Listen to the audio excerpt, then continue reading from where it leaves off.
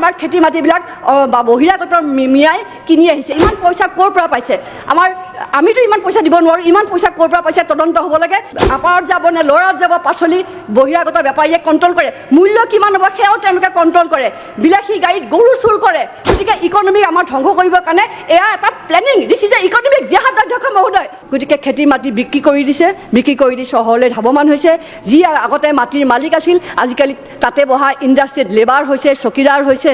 আৰু চহৰত আহি কঠিন জীৱন যাপন কৰিছে এয়া হৈ গ'ল মোৰ উদ্বেগৰ কাৰণ আৰু আগতে যিমান পশুধন আছিল সেই পশুধনো কমি আহিছে গোহালিত গৰু নোহোৱা হৈ আহিছে অধ্যক্ষ মহোদয় পশুধন বুলি কওঁ তাৰমানে পশু সম্পদ কৰি পেলাই আমি স্বাৱলম্বী হোৱাৰ বহুত ৰাস্তা আছিল এতিয়া গুৱাহাটী চহৰতে চাওক কিমান গাখীৰৰ চাহিদা ৰেষ্টুৰেণ্ট হোটেলক বাদেই দি পেলাই মানুহৰ ঘৰে ঘৰেও আজিকালি গৰু গাখীৰ বিচাৰে কাৰণ এই চাহিদাৰ সুযোগ লৈ পেলাই বহুত অসাধু ব্যৱসায়ীয়ে আজিকালি নকল গাখীৰৰ পৰিভৰ দিছে যদি গাঁৱে গাঁৱে পশুধন পশু সম্পদ কৰি পেলাই যদি আমি এনেকুৱা কিবা কৰিব পাৰিলোহেঁতেন তেতিয়াহ'লে অধ্যক্ষ মহোদয় চহৰৰ গাখীৰৰ চাহিদা আমাৰ গাঁৱৰ পৰাই পূৰণ হ'ব পাৰিলেহেঁতেন এইখিনি মোৰ উদ্বেগৰ কাৰণ এতিয়া মই কি বিচাৰোঁ বা আমি কি বিচাৰোঁ ডিপাৰ্টমেণ্টৰ পৰা যে ইমান দিনে খেতিত কি হৈছিলে আমাৰ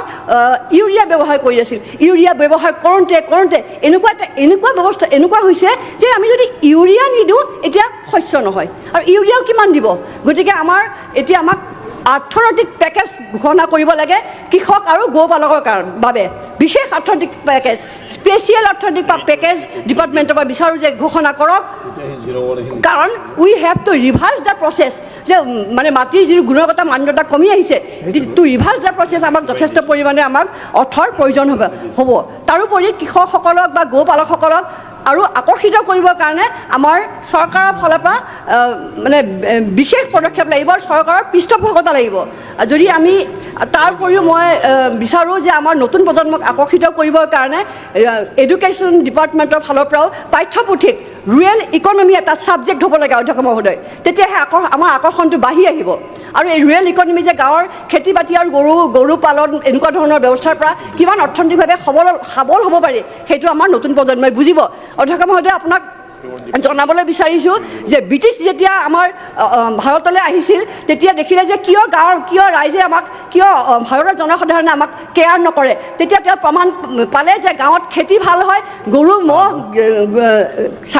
গৰু ম'হৰ খুঁটি আছিল গতিকে সেই অৰ্থনৈতিক ব্যৱস্থা ধ্বংস কৰিবৰ কাৰণে গৰু ম'হবিলাক নহয় আৰু তুমি গৰু ম'হৰ মানে জব্দ কৰিলে খেতি মাটিবিলাক তেওঁলোকে বাজেয়াপ্ত কৰিলে গতিকে সেই একেই ব্যৱস্থা এতিয়া আমি ফেচ কৰিবলৈ গৈ আছোঁ নেকি এতিয়া যিহেতু আমাৰ কমি আহিছে এয়া এটা মানে এটা উদ্বেগৰ কাৰণ এয়া ইকনমিক জিহাদৰ ফালে আমি গৈ আছোঁ নেকি কাৰণ এতিয়া বহুত দাম দি পেলাই আমাৰ খেতি মাটিবিলাক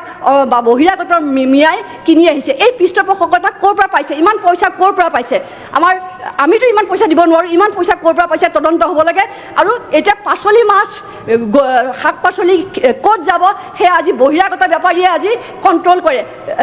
আপাৰত যাব নে ল'ৰাত যাব পাচলি বহিৰাগত বেপাৰীয়ে কণ্ট্ৰল কৰে মূল্য কিমান হ'ব সেয়াও তেওঁলোকে কণ্ট্ৰল কৰে বিলাসী গাড়ীত গৰু চুৰ কৰে গতিকে ইকনমি আমাৰ ধ্বংস কৰিবৰ কাৰণে এয়া এটা planning this is a economic জিহাদ অধ্যক্ষ মহোদয় আমি এতিয়া সাৱধান হ'ব লাগিব নহয় অধ্যক্ষ মহোদয়